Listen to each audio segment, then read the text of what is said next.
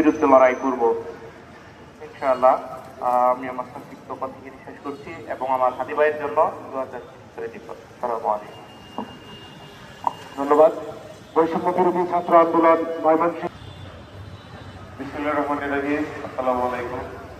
আসলে আজকে আমরা কি যে উদ্দেশ্য নিয়ে এখানে সবাই একত্রিত হয়েছি, ধন্যবাদ। ধন্যবাদ।